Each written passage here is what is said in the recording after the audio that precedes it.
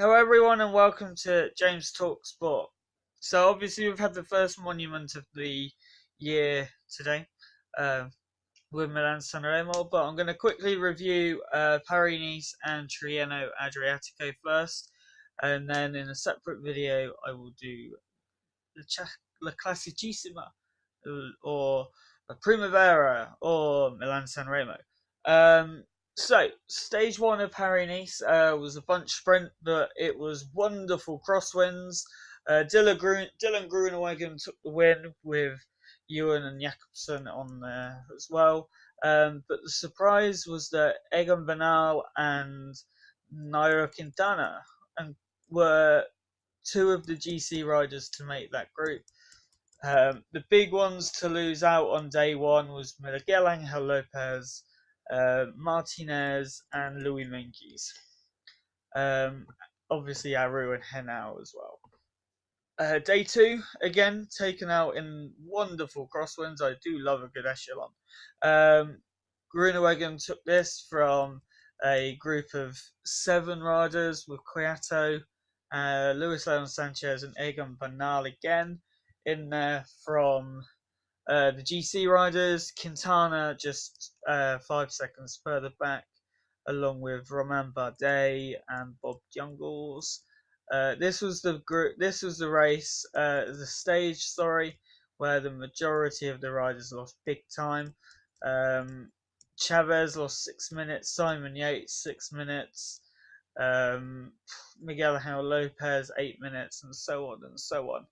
The first couple of days were also typified by crashes, but it wasn't until day 3 where we had the first group sprint.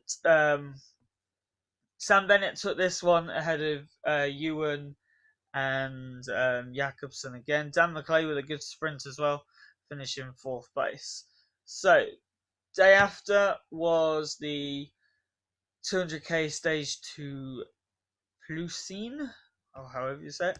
A breakaway, hilly day, but a breakaway took it out ahead of Magnus Cort Nielsen ahead of the peloton and including the Gent and Co.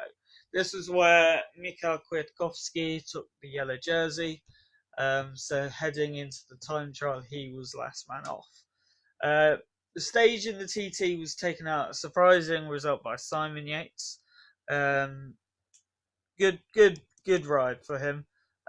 Good to see he's working on his time trial as well. I wish other GC riders would as well.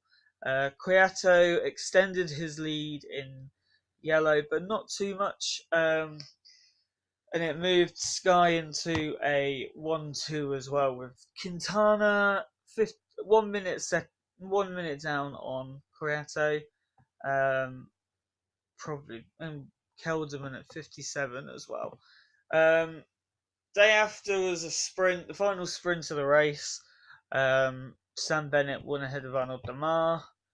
Then we get into the mountains with the Col de Tirreni. Breakaway was obviously going to take this, given how the amount of strong climbers had lost 10 minutes on GC. A group containing Henao, Yates, Lopez, Martinez, and Philippe Gilbert, which for the majority of the stage was in yellow. Martinez took out a Colombian 1-2 for the stage, with Miguel Angel Lopez in second, Simon Yates in a disappointing 4th place. Back in the GC riders, Quintana led Egan Bernal in, and they gained nearly a minute on the likes of Bardet. Cueto lost a minute and a half, eventually 5:04 behind Martinez. Sorry. So going into the final stage, Bernal led by 45 seconds from Gilbert, 46 seconds over Quintana, and a minute over Kwiatkowski. Nice to Nice for the final stage. Another strong breakaway came out again, but this was typified by Quintana going on the attack, riding up to 3 Movistar teammates and trying to put Sky under pressure. The issue was Sky had Ivan Souza, Teo, Criato, Navarez, pretty much the whole team around Egan at the point that Quintana attacked, and he only ended up gaining 4 seconds. Although it was fantastic to see Quintana getting back to somewhere near his former self. I really hope it's not just a flash in the pan. I really hope that it's where he needs to be. So Egan won the biggest race of his career, his second stage race at the World Tour level win. It was a dominant win. He was there in the crosswinds when no one expected him to be. He was high up in the TT, attacked and gained time in on the Col de Tirreno, and then this stage is going to be fireworks, so it was great to see as well. Bit disappointing to see Romain Bardet not do as well as we would have been hoping. He ended up finishing in 5th, minute 45 back. Hopefully he can improve in time towards the end and towards the Tour. But what a race! The race to the sun did finish in the sun, so that was good. On to the race the race to 2Cs or whatever it is, Tirreno-Adriatico.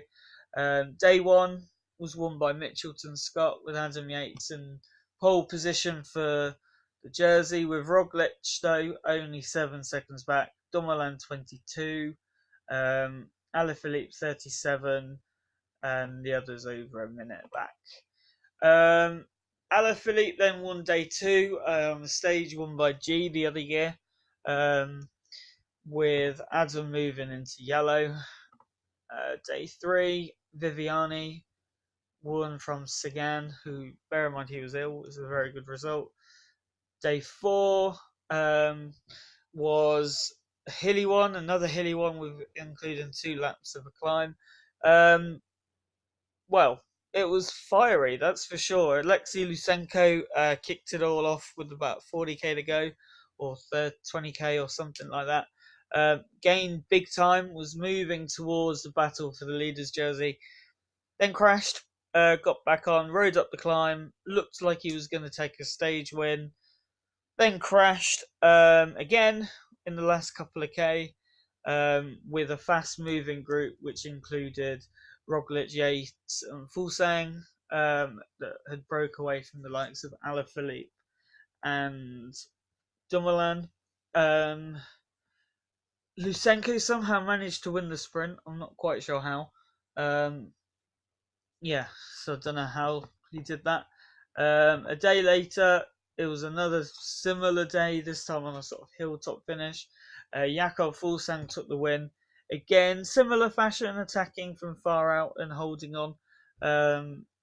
Adam Yates eventually dropped Primoz Roglic, but only gained 16 seconds. So going into the TT, 25 seconds, he was thinking the worst. Stage 6, Alaphilippe won a flat bunch sprint. Probably a hint of what was to come today, but there you go. And the time trial on stage 7 was taken by Victor Campenaerts. A good result for Alberto Bettiol. But in the battle for the overall, Roglic won by a second, which, given Yates's TT ability, normally it's not fantastic, but it was really good, that race. I expected a sort of 20-second difference, but to be in with a second had beaten Roglic, who is a strong climber and a strong time trialist. Great result. It was. I always think Tirreno likes to change itself, but I think a race like that, to compare itself to Paris-Nice, does need a summit finish. It wouldn't have changed the guys that were up there. Roglic, Yates, Fuglsang, Dumoulin, Pinot were all in the top 5. But it would have given someone like Adam another chance to try and drop Roglic to maybe try and win the GC.